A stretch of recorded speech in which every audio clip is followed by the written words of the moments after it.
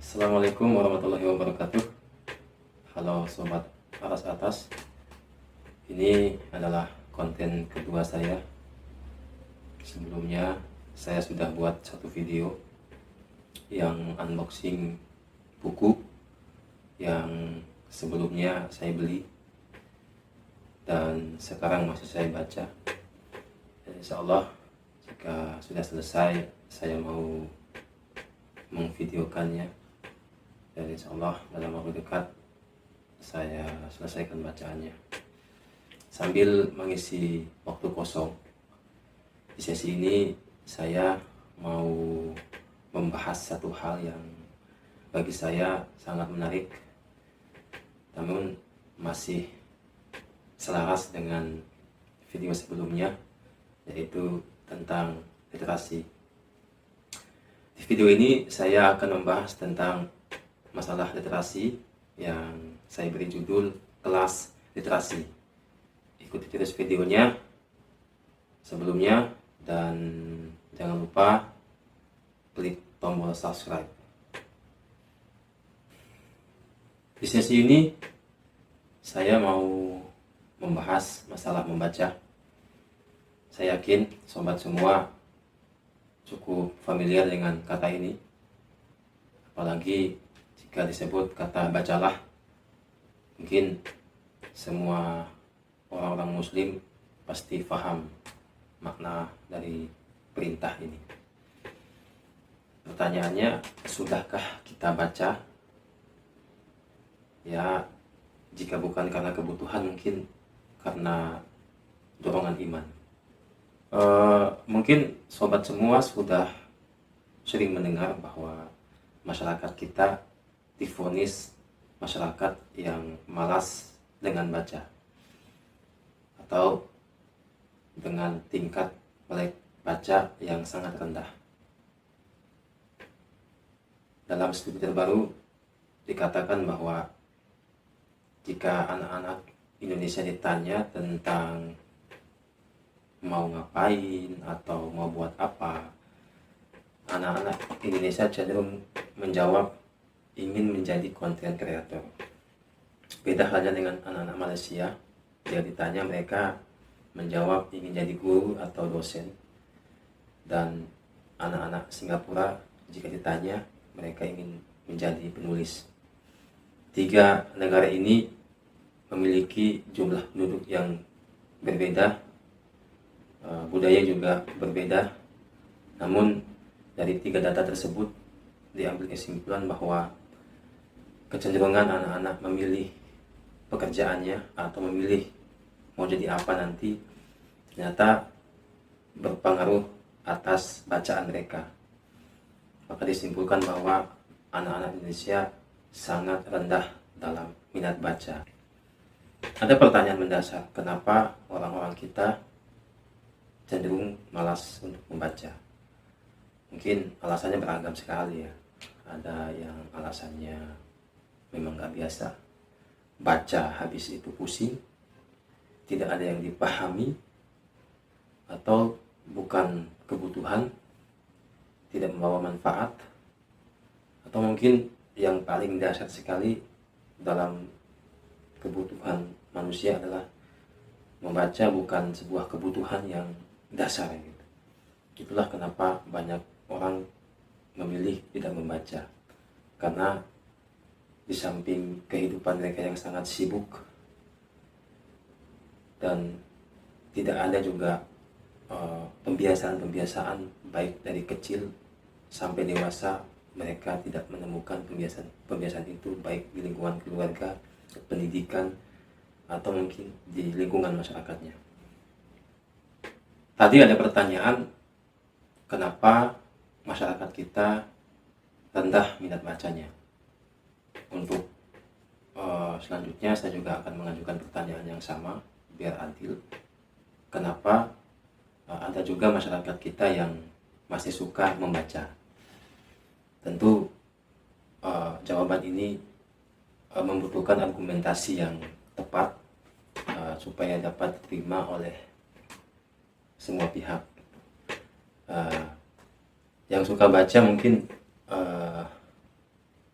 jika nonton video ini pasti paham. Dari pengalaman empiriknya mengatakan mungkin pembiasaan, dorongan, dan umumnya memang ada pemicu, ada dorongan, ada ajakan yang kemudian membuat dia sadar bahwa baca itu suatu kebutuhan yang membantu dia berkembang, bahkan membuka cakrawala berpikirnya. Dalam kasus ini saya ingin membahas bagaimana saya dulu sampai sekarang suka membaca. Awalnya ini dorongan orang tua saya, almarhum bapak saya. Beliau di rumah kami dulu adalah orang yang suka sekali membaca. Ceritanya, jika ada potongan koran yang di situ ada tulisan opini atau khususnya soal kesehatan, saya yakin itu pasti digunting dan dikeliping. Dan di rumah saya masih tersimpan kelipingnya. Dan sebagian dari buku yang saya koleksi di belakang adalah warisan almarhum bapak saya. Jadi waktu remaja saya sangat didorong, bahkan dipaksa. Setiap hari pasti ditanya, Indra sudah baca buku? Sudah belajar? Jika dalam waktu lama saya tidak kelihatan belajar lah, khususnya di mata pelajaran sekolah ya waktu itu ya, pasti dipanggil duduk dan dinasihati, dikasih gambaran bahwa masa depanmu tidak akan punya harapan, masa depanmu juga akan suram, akan sangat berat. Beliau juga akan sering membandingkan, katanya, nanti kamu kayak bapak, hanya lulusan SMA, kemudian hidup di zaman sekarang ya susah mendapat pekerjaan gitu. Tapi dengan kreativitasnya beliau masih survive.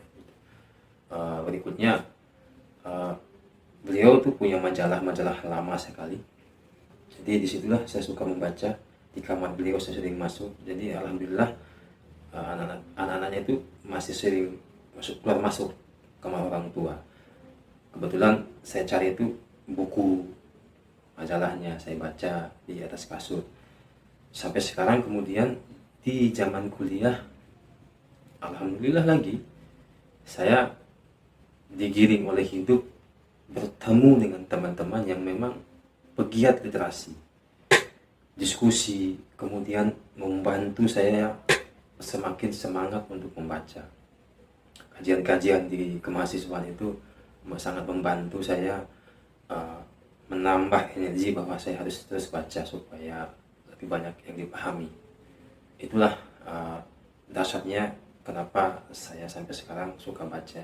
Tentu alasannya ini adalah ada dorongan, terutama di lingkungan keluarga adalah orang tuanya.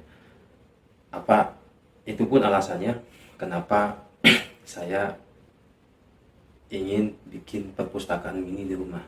Anak-anak saya setiap hari pasti masuk ke kamar ini untuk bermain, lompat-lompat, terserah mereka lah. Yang penting mereka melihat buku setiap saat, setiap hari di rumahnya.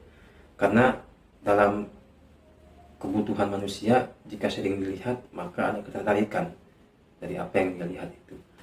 Inilah pembiasaan-pembiasaan yang mestinya dilakukan oleh orang tua di rumah masing-masing.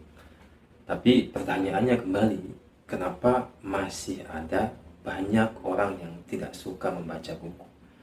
Tentu jawabannya bisa berbalik dari apa yang saya jelaskan pertama tadi. Mungkin satu, bukan kebutuhan.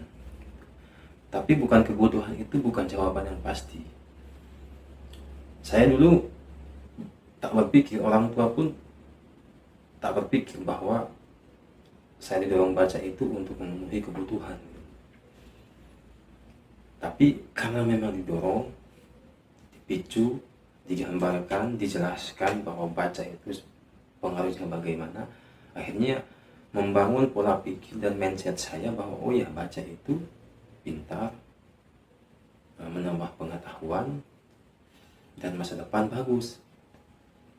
Jadi di sisi kehidupan kita, jika sesuatu itu terjadi berulang-ulang, maka bisa jadi itu akan jadi kebiasaan.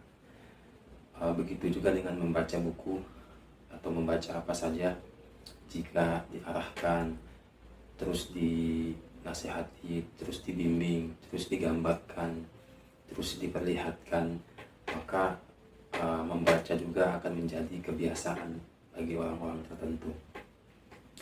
Jadi maksudnya baca itu bukan sesuatu yang tiba-tiba ada, bukan sebuah given, bukan sesuatu yang kemudian tiba-tiba datang seperti wahyu, tapi dia adalah sebab akibat.